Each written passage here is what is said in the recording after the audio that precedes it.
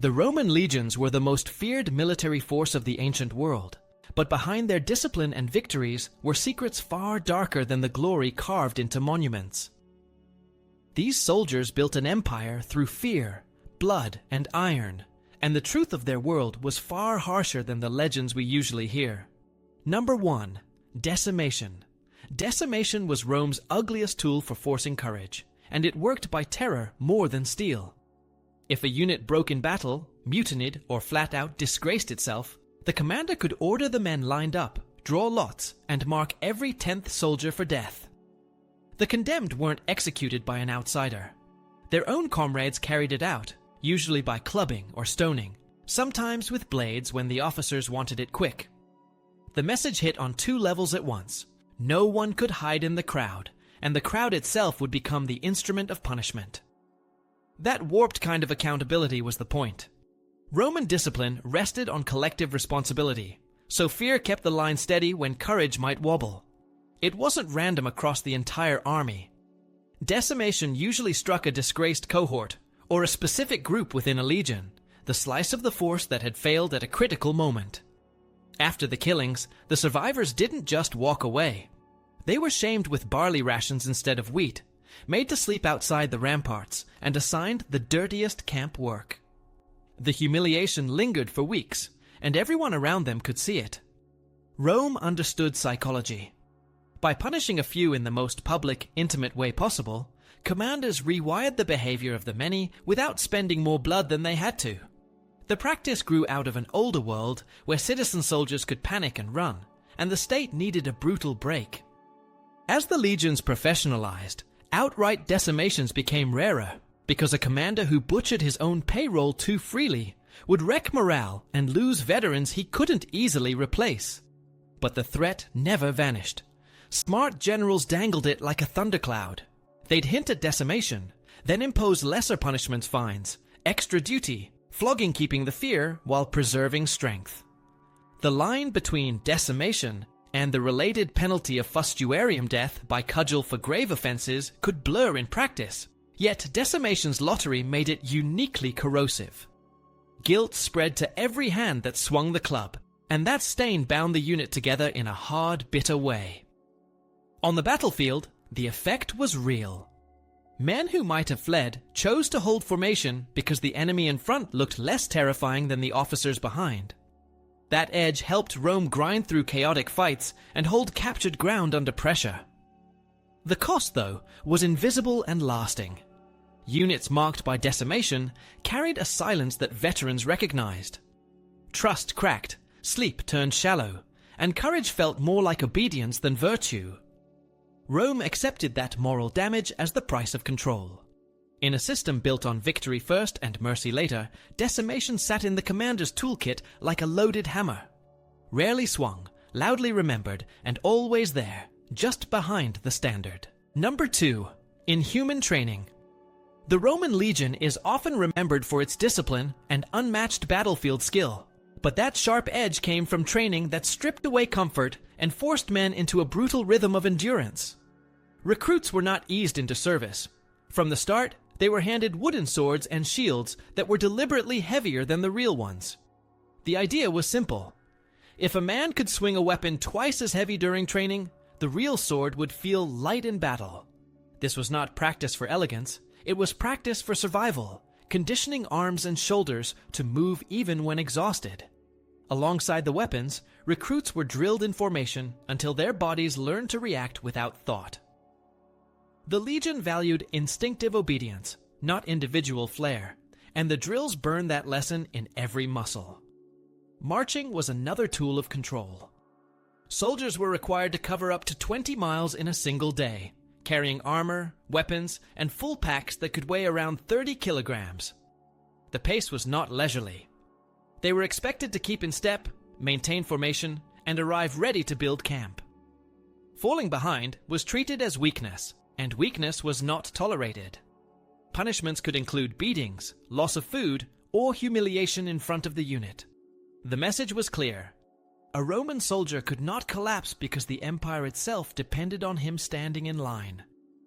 These long marches also hardened men to endure fatigue, hunger, and thirst without complaint. Commanders wanted soldiers who could fight at the end of a march, not just survive it. Training also included the daily construction of fortified camps. Every night on campaign, no matter how tired the soldiers were, they had to dig trenches, raise palisades, and set defenses. This was labor as much as preparation, and it built endurance along with discipline. The legion never trusted to luck or comfort. The work itself became part of the soldier's identity. The constant repetition of camp building turned men into machines who could prepare defenses in record time, a habit that made Roman armies nearly impossible to ambush. Beyond the physical trials, the mental reshaping was just as severe. Recruits were broken of individuality. Orders had to be obeyed instantly, and hesitation was punished harshly.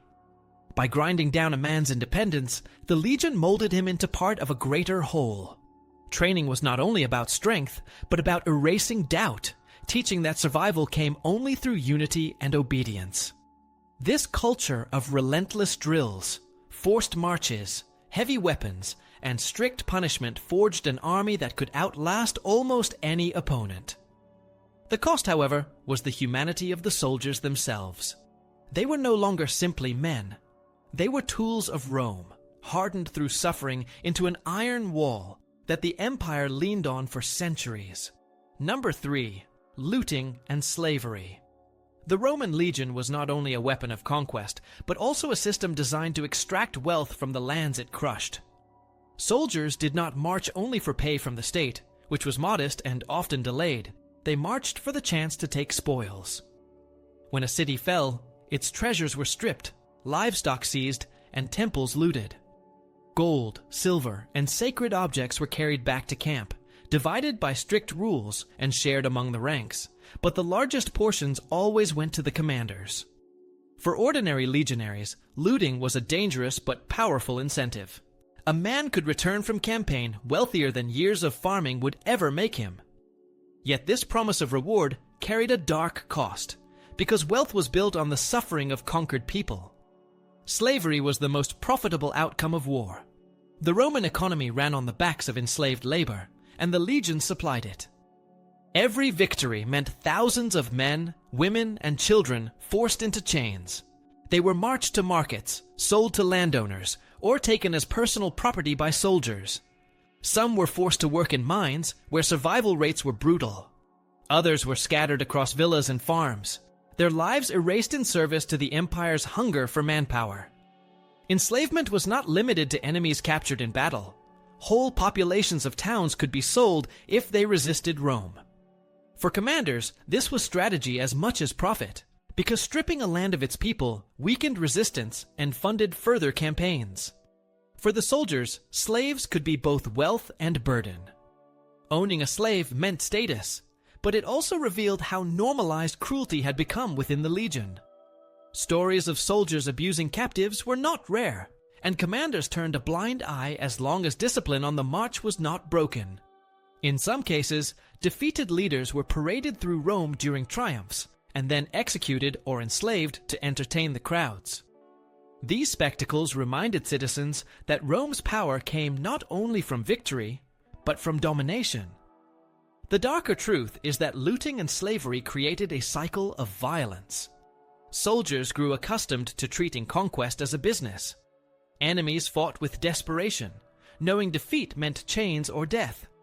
Hatred toward Rome deepened in conquered regions, fueling revolts that required more campaigns, more looting, and more captives. What looked like wealth and glory to Rome was misery and loss to nearly everyone else. The legion's discipline and tactics built the empire, but its appetite for plunder and human lives revealed the shadows under that triumph. For the men in armor, survival and profit were linked, and for those they conquered, survival was rarely offered at all. Number 4. The physical and mental cost of service. Life in the Roman legion demanded more than courage on the battlefield. It consumed the body and mind long before a soldier ever reached old age. Campaigns dragged on for years, and the endless marching across mountains, deserts, and forests left men with ruined joints, chronic pain, and bodies aged far beyond their years. Armor and gear weighed heavy, often more than 30 kilograms, and carrying that burden every day broke down bones and muscles. Wounds from battle rarely healed cleanly. A cut from an enemy blade could turn deadly weeks later, when infection set in with no knowledge of medicine to stop it. Amputations, fevers, and scars were constant reminders that survival was rarely clean. Even those who lived through battles carried a permanent record of pain written into their bodies. The mental strain was no less punishing. Soldiers lived under the constant threat of sudden death, not just from the enemy, but also from punishment by their own commanders. Harsh discipline meant flogging, humiliation, and in extreme cases, execution. Fear became a constant companion, and over time, it shaped how men thought and acted. The sights of war left scars that words could barely hold. They watched friends cut down in front of them, burned villages behind them, and enemies begging for mercy that was never given. Many veterans carried these images for life, haunted by memories they could not silence. Today, we might call it trauma or PTSD, but in Rome it was simply the expected price of survival. Separation from home added another layer of cost. Service could last 20 years or more, meaning many soldiers missed the lives of their families entirely. Children grew up without fathers, and wives became widows in practice long before in law. When men finally returned, they often found it impossible to adjust. The discipline that had kept them alive on campaign did not fade, and the violence they had endured and inflicted left them strangers in their own homes. Some turned to drink, gambling, or constant fighting. Others were sent to settle in distant provinces with small plots of land, a reward that also served Rome's need to plant loyal veterans on conquered soil. For many, this was not a retirement, but another duty. Another way the empire squeezed use from a life already consumed. The legion is remembered for strength and glory, but behind that reputation was an army of men worn down by pain, fear, and loneliness. Rome demanded everything and gave little back.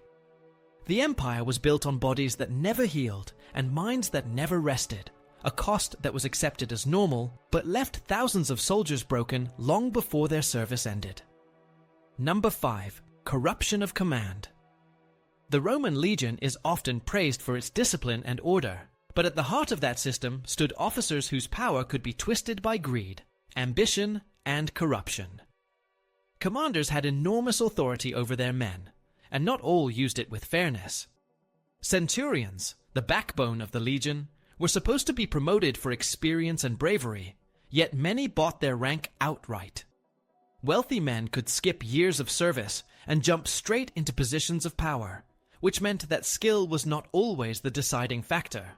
Once in charge, these officers often made money by exploiting their soldiers, demanding bribes for favorable treatment, or turning punishments into opportunities for personal gain. A soldier who could not pay might face harsher discipline, while another with silver in hand could expect leniency. This uneven system weakened morale and planted bitterness in the ranks. The corruption did not end at the centurions' level. At the top, generals often treated their legions as private tools for climbing Rome's political ladder. Victories in the field brought fame and power back home, so campaigns were sometimes chosen less for Rome's safety and more for personal ambition. Soldiers were dragged across distant provinces, not because danger threatened the empire, but because a general wanted glory to secure an election or a triumph. This meant men were risking their lives for causes that mattered little to them. The cost in blood was measured against a commander's reputation, and too often ambition outweighed caution. Supplies were another field ripe for abuse. Pay was frequently delayed, and when coins finally came, some officers skimmed from the top. Equipment contracts could be inflated, rations cut, and soldiers forced to buy essentials at unfair prices from merchants tied to their commanders. The system was designed to funnel wealth upward, leaving the men who fought and bled struggling to afford their own survival. Soldiers knew it, but their voices carried little weight against the structure of power. Complaints risked severe punishment, so silence was the safer choice. Civil wars revealed the darkest side of corruption. When Rome's political leaders fought one another, Generals used their legions like personal armies. Loyalty was not to the Senate or the state, but to whoever commanded pay and promises of land. Soldiers killed former comrades under the banners of different leaders, often in battles that tore the Republic apart. The trust that should have bound the legion to Rome was replaced by dependence on corrupt patrons. The corruption of command was not just about money or cruelty. It turned the legion from a tool of the state into a weapon for individual ambition. This made the army powerful, but also dangerous, eroding the stability of the Republic and later shaping the empire itself. Soldiers endured the bribes, the delayed pay, and the endless campaigns. But the shadow of corruption meant they were serving not just Rome, but the hunger of men who valued power above all else. Number 5. Corruption of command. The Roman legion is often praised for its discipline and order, but at the heart of that system stood officers whose power could be twisted by greed, ambition, and corruption. Commanders had enormous authority over their men, and not all used it with fairness. Centurions, the backbone of the legion, were supposed to be promoted for experience and bravery, yet many bought their rank outright. Wealthy men could skip years of service and jump straight into positions of power, which meant that skill was not always the deciding factor. Once in charge, these officers often made money by exploiting their soldiers, demanding bribes for favorable treatment, or turning punishments into opportunities for personal gain. A soldier who could not pay might face harsher discipline, while another with silver in hand could expect leniency. This uneven system weakened morale and planted bitterness in the ranks. The corruption did not end at the centurions' level. At the top, generals often treated their legions as private tools for climbing Rome's political ladder. Victories in the field brought fame and power back home, so campaigns were sometimes chosen less for Rome's safety and more for personal ambition. Soldiers were dragged across distant provinces, not because danger threatened the empire, but because a general wanted glory to secure an election or a triumph. This meant men were risking their lives for causes that mattered little to them. The cost in blood was measured against a commander's reputation, and too often ambition outweighed caution. Supplies were another field ripe for abuse. Pay was frequently delayed, and when coins finally came, some officers skimmed from the top. Equipment contracts could be inflated, rations cut, and soldiers forced to buy essentials at unfair prices from merchants tied to their commanders. The system was designed to funnel wealth upward, leaving the men who fought and bled struggling to afford their own survival. Soldiers knew it, but their voices carried little weight against the structure of power. Complaints risked severe punishment, so silence was the safer choice. Civil wars revealed the darkest side of corruption. When Rome's political leaders fought one another, generals used their legions like personal armies. Loyalty was not to the Senate or the state, but to whoever commanded pay and promises of land. Soldiers killed former comrades under the banners of different leaders, often in battles that tore the Republic apart. The trust that should have bound the legion to Rome was replaced by dependence on corrupt patrons. The corruption of command was not just about money or cruelty. It turned the legion from a tool of the state into a weapon for individual ambition. This made the army powerful, but also dangerous, eroding the stability of the Republic and later shaping the empire itself. Soldiers endured the bribes, the delayed pay, and the endless campaigns.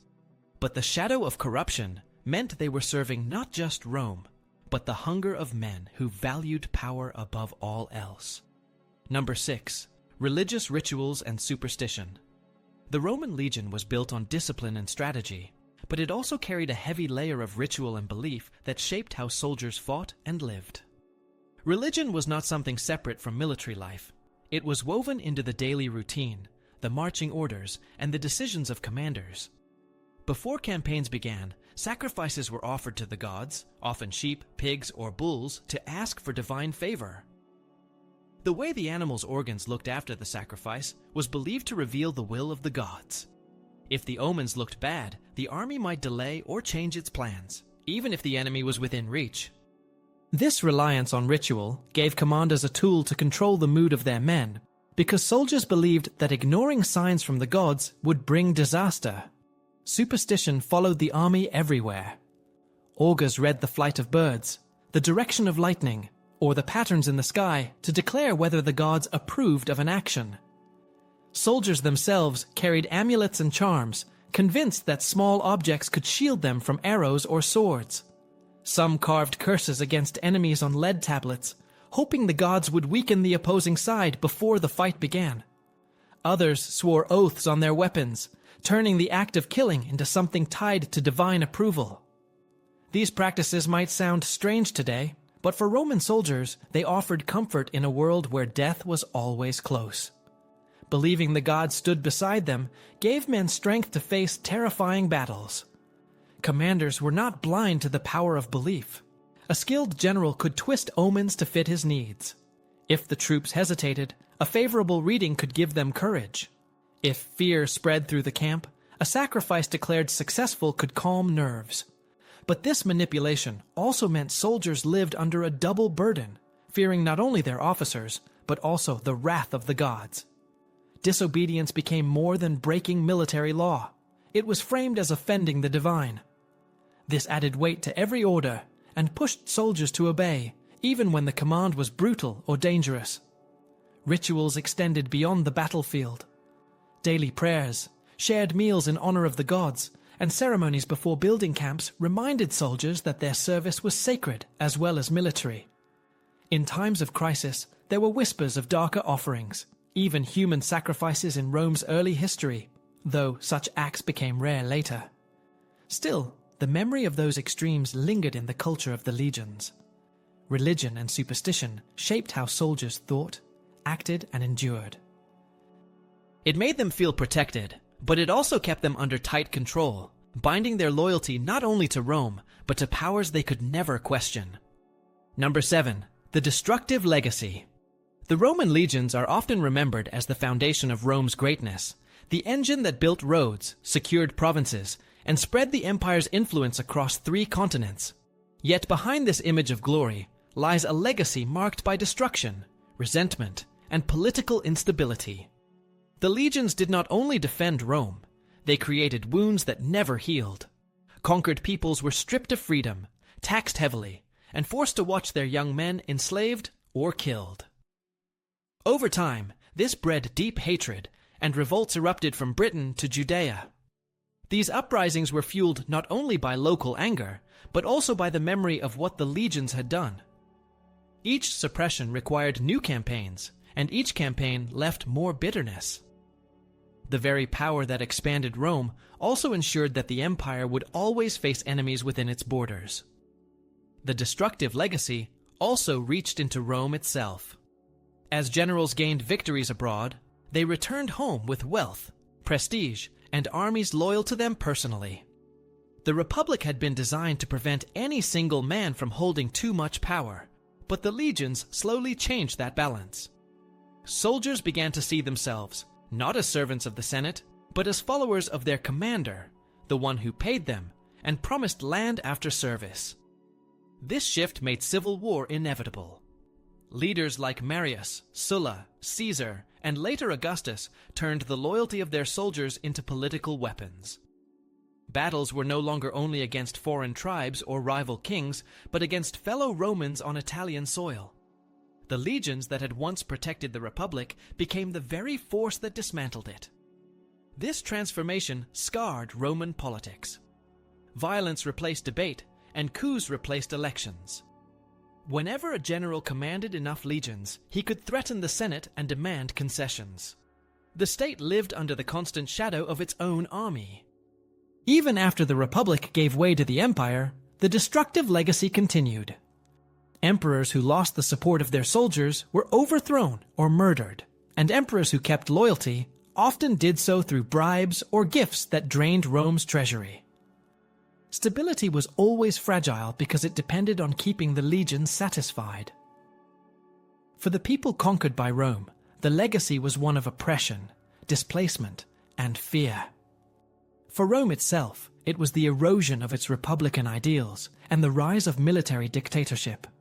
The legions made Rome powerful, but they also made it brittle. Their victories expanded the empire, Yet their loyalty to ambition over law hollowed out the state from within. The empire stood tall for centuries, but its foundation carried cracks created by the very armies that had built it. In the end, the destructive legacy of the legions shaped not only the fate of Rome, but also the memory of power used without restraint.